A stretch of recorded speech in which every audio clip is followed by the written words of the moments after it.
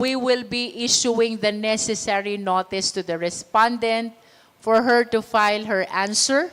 That is within the period of 10 session days, from date 10 calendar days, 10 calendar days from receipt of the notice, no?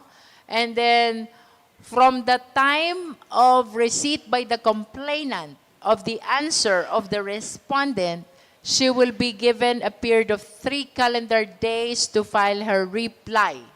And then from receipt by the respondent of the reply of the complainant, the respondent again will be given a period of 3 calendar days to file her rejoinder, no? So during this time, we will be allowing as well the submission of evidence, including the swearing in of the affidavits and counter affidavits, because that should happen before the Justice Committee. About the question as to when the hearings will be held, no?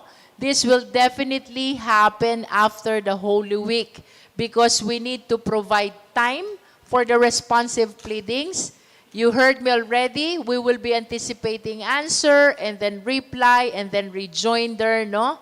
10-3-3. Tapos we have to give allowance pa to the time, the day, or the period on which the same will be delivered to the proper recipient, no? We are not certain if on the same day of issuance, madi-deliver na ba yan sa respondent. So, we need to provide allowance as to the period during which the same must be served to the proper recipient, no?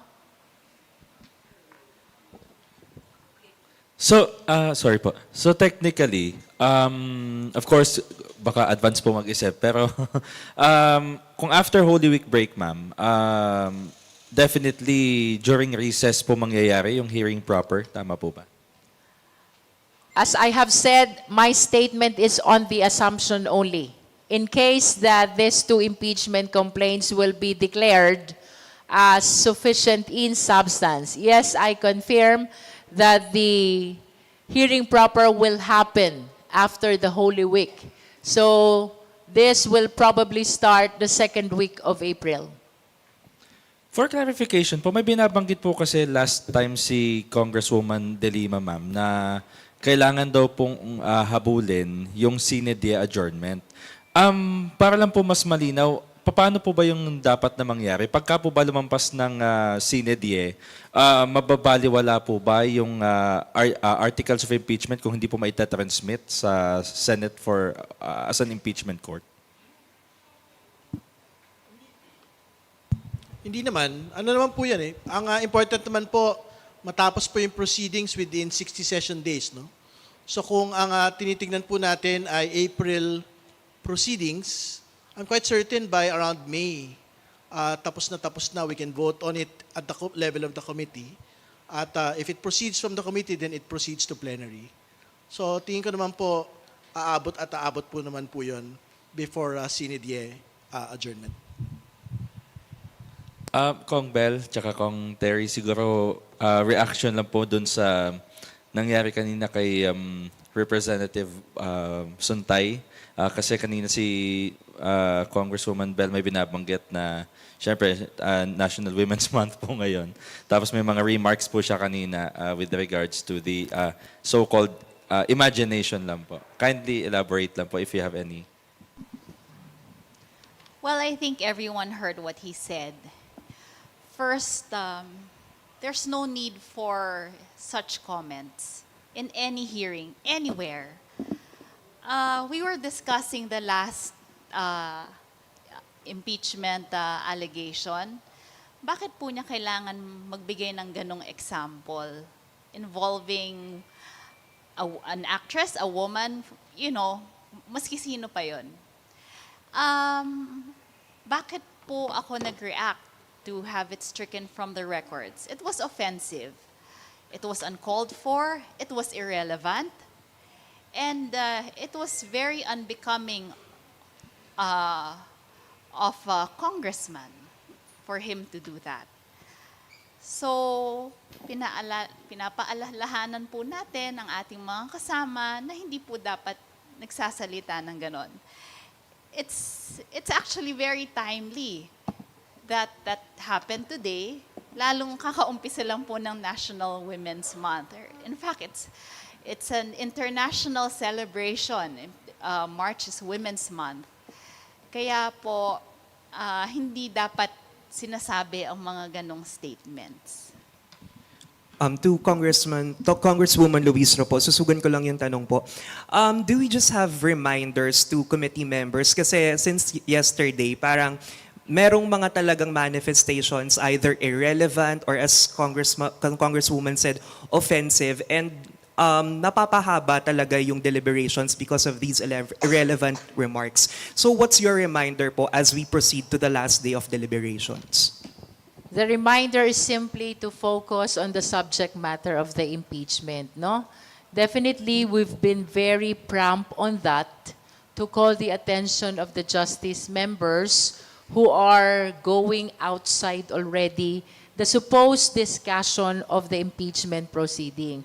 I understand that they have in mind various allegations which they can probably raise, but as I have said this morning, if they have concerns, they should be raised or articulated in other forum, and definitely not in the forum of the impeachment proceeding, because this should hear only matters concerning the impeachment complaints against the Vice President. Ma'am, dito po. Good afternoon. Medyo lengthy lang po yung discussion kanina on ultimate responsibility of the Vice President in disbursing the confidential funds.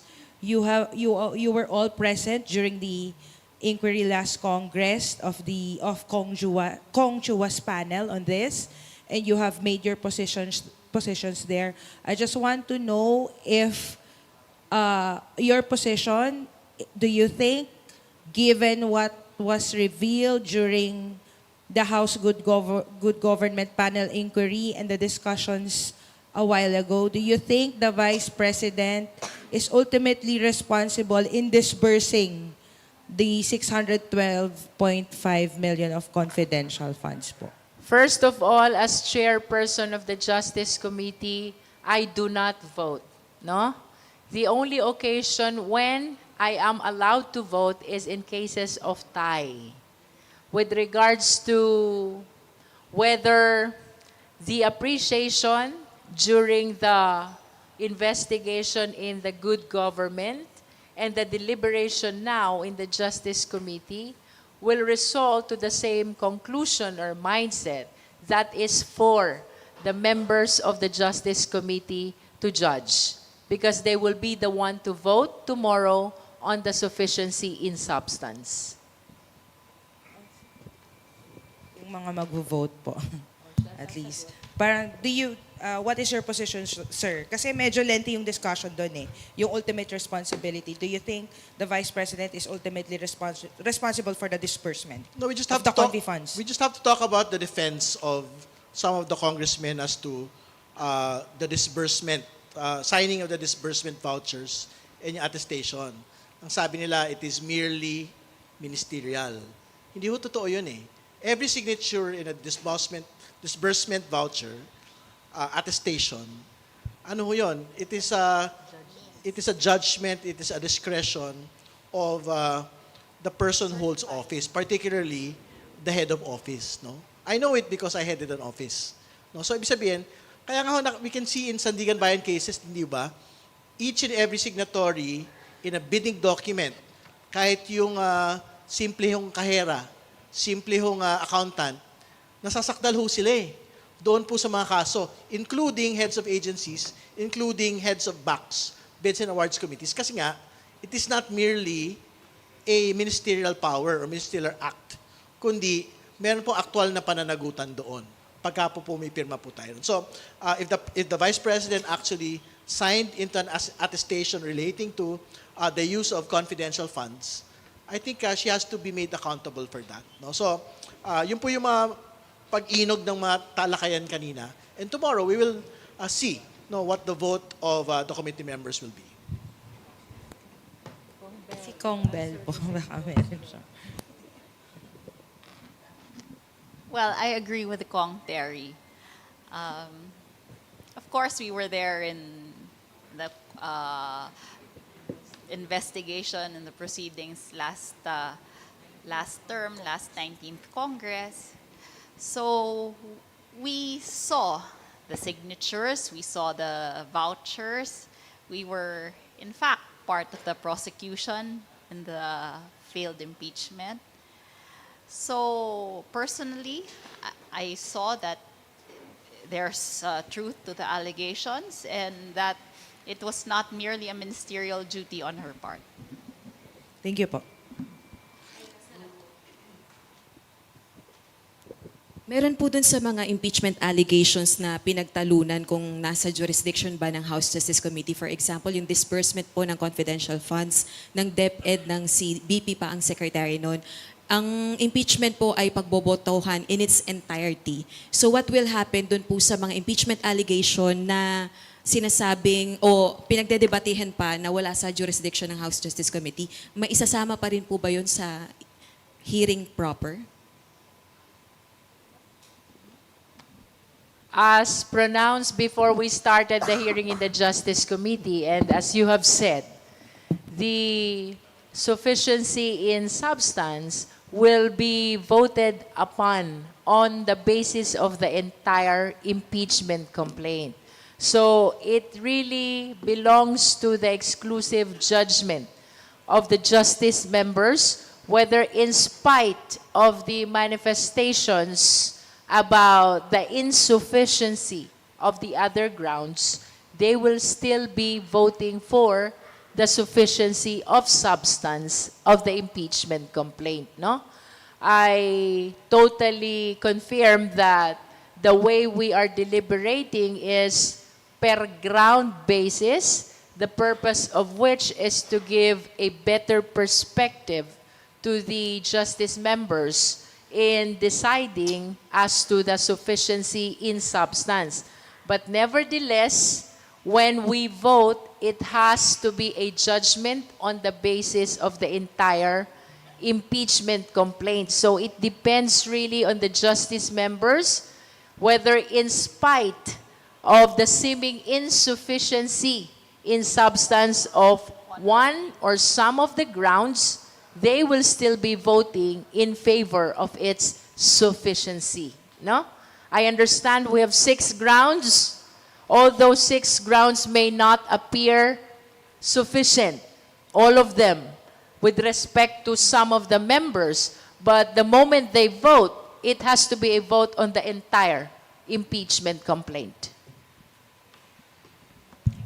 Siguro, kailangan lang sagutin yung binabanggit, no? Merong debate kanina, tama, particularly doon sa estado ni Vice President bilang Vice President at paghihiwalay bilang DepEd Secretary. No, yun ho yung argument po no, ilan sa mga kasamahan po natin. Pero ang pagtingin ho natin, hindi yun tama eh. Kasi, o pagka ho pinayagan ho natin yun, paano natin papanagutin? Yung pong mga acts ng isang impeachable officer na na-appoint to the cabinet. And to be very clear, yung pong ombudsman ho, meron siyang power to investigate impeachable officers, pero wala siyang power to actually discipline them. So ibig niyo sabihin habang tumatakbo po yung pagiging cabinet member ng isa pong impeachable officer, wala tayong magagawa para panagutin siya. That is basically the logic that some of the House members are trying to portray, no, kanina. At tingin ko mali ho yun dahil ang gusto natin, in each and every day that a person holds high public office, dapat ho lagi may mekanismo ng pong pagpapanagot. Hindi ho pwedeng i-confine lang ho natin sa Office of the Vice President yung pong acts kung saan po pwedeng magkaroon ng impeachable offenses. For as long as one is an impeachable officer, so ibig sabihin, for as long as one is President, for as long as one is Vice President, wherever they may be appointed, if they undertake impeachable acts, they can be subject to impeachment proceedings. In addition to that, I wish to reiterate the statement of Bishop Benny Abante, no? Kung narinig nyo kanina, this is actually for public consumption. I'm just going to reiterate the statement. Ang sabi niya, may isang kanang kamay at may isang kaliwang kamay. But the fact of the matter is, isang utak lang ang nagpapatakbo sa dalawang kamay. That is for public consumption on how you will apply that.